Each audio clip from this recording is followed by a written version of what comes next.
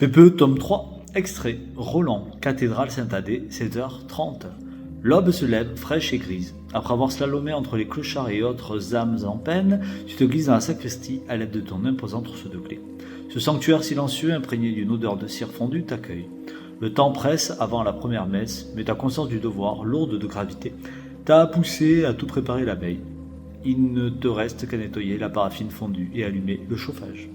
À 45 ans, après une longue carrière dans l'armée, sans compagne ni enfant, cette profession s'est offerte à toi comme une évidence. Roland, tu as toujours été un solitaire, un être à part, un soupçon d'autisme. Alors, quand on t'a proposé de devenir le bras droit du prêtre, sans être sa boniche, tu as signé, sans hésiter. En plus d'une rémunération généreuse, tu profites d'un avantage en nature, un studio. Ancien militaire, tu es une personne rigoureuse, tu fais preuve d'initiative et surtout, tu es sérieux quand on te fait confiance et que personne ne te surveille. Le code vestimentaire est libre à condition de faire preuve de bon sens et de ne pas verser dans la provocation, ce qui colle parfaitement à ta garde-robe. Parfois tu partages un repas avec ce vieil acariâtre d'abbé, plus par devoir de compagnie que par réelle envie. Pourtant, ce vieux caractériel t'amuse, il te touche même car il te rappelle ton grand-père qui t'a élevé.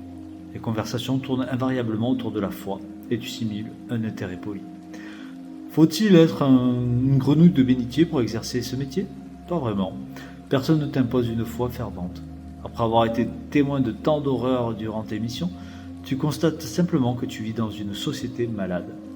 Comment, dans ces conditions, pourrais-tu adhérer pleinement à une quelconque conviction religieuse? Ce qui te plaît vraiment, c'est le rite précis et immuable.